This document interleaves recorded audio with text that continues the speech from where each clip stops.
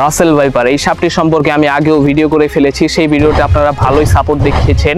তো ইতিমধ্যে আমি এই রাসেল ভাইপার নিয়ে আরেকটি ভিডিও বানাতে চলে আসলাম। এই ভিডিওতে আমরা রাসেল ভাইপার নিয়ে দুটি কথা বলবো।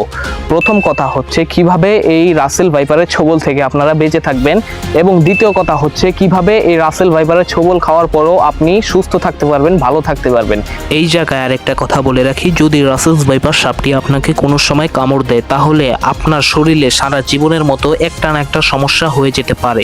হতে পারে সেই সমস্যা আপনার বিকলাঙ্গ হয়ে যাওয়ার কারণ, অর্থাৎ যে স্থানে সাপ কামড় দেয় সেই স্থান আপনাকে কেটে বাদ দিতে হতে পারে এবং আপনার কিডনির কার্যকারিতা কমে যেতে পারে। এই রাসেল ভাইপার সাপটি বেশিরভাগ সময় ধান খেতে থাকতে পছন্দ করে, কারণ ধান খেতে এরা খুবই ইঁদুর এবং ব্যাঙ পায়, এই কারণে এরা ধান খেতে থাকে। তো আপনি যদি কৃষক হয়ে থাকেন তাহলে আপনি ধান খেতে যাবেন গামবুট পরে।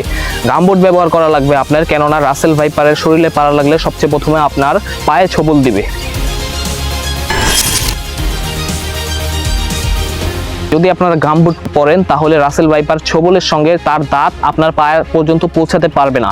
এবং ফ্লোরে বা মেঝেতে শোয়া বন্ধ করুন, কারণ রাসেল ভাইপার ঘরে ঢুকে ফ্লোরে, মেঝে এই সব জায়গায় বেশি থাকতে পছন্দ করে।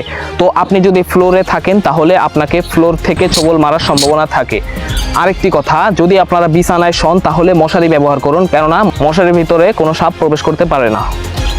দ্বিতীয় কথা, যদি আপনাকে কোনো মতে রাসেল ভাইপার সাপ কামড় দেয়, এর আগে আরেকটা কথা বলে নিই, রাসেল ভাইপার সাপ সহজে কাউকে কামড় দিতে চায় না, কেননা এই সাপটি খুবই অলস প্রকৃতির সাপ।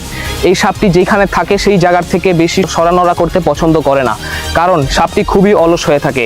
এমন দেখা গিয়েছে যে কোনো মানুষ রাসেল ভাইপার সাপের পাশ কাটিয়ে যায়, কিন্তু রাসেল ভাইপার কোনো সরানড়া করবে না। যদি আপনি এই সাপকে বিরক্ত করেন তাহলে এই সাপ শুরুতে আপনাকে ওয়ার্নিং দিবে। তার ওয়ার্নিং কিছুটা প্রেসার কুকারের সিটির মতো সাউন্ড করে দেওয়া হয়।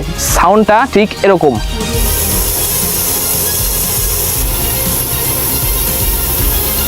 এরকম প্রেসার কুকার সিটির মতো আওয়াজ শুনলে মনে করবেন এই সাপটি আপনাকে ওয়ার্নিং দিচ্ছে যেন আপনি তার থেকে দূরে সরে যান।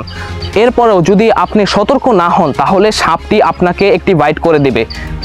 এই সাপটির ছোবলের সঙ্গে সঙ্গে যদি আপনি কাছে কোনো সরকারি হাসপাতালে না যান তাহলে আপনাকে বাঁচানো সম্ভব নয়। যদিও বা বেঁচে যান তাহলে আপনাকে বিকলাঙ্গ হতে হবে, কেননা এই সাপ একটি কামড়ে 250 ml বিষ আপনার শরীরে পতিত করে দেয়।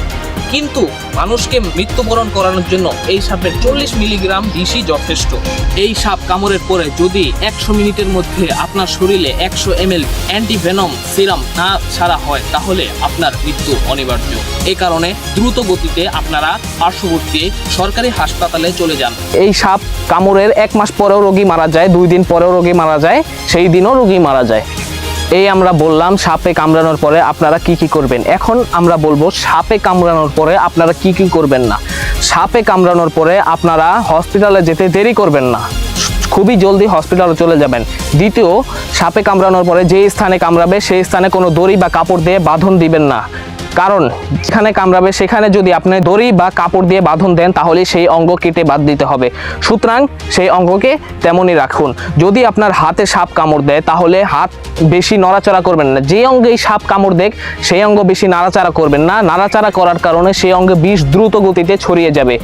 এবং যদি আপনাকে পায়ে সাপ কামড় দেয় তাহলে আপনি আর হাঁটবেন না, বসে পড়বেন এবং কোনো না কোনো ব্যবস্থায় হসপিটাল পর্যন্ত পৌঁছে যাবেন।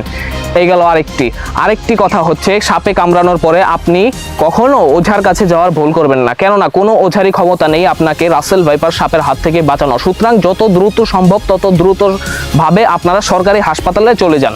এই ছিল আমাদের আজকের ভিডিও। ভালো লাগলে লাইক এবং সাবস্ক্রাইব করে দেবেন। তো আপনারা যদি রাসেল ভাইপার সম্পর্কে সকল ডিটেলস জানতে চান তাহলে আমাদের স্ক্রিনে দেওয়া এই ভিডিওটা দেখতে পারেন। আশা করি আপনাদের ভালো লাগবে। এতক্ষণ ছিলাম আমি মুয়াজ আপনাদের পাশে। আশা করছি ভিডিওটা ভালো লেগেছে। আজকে আসছি, বাই।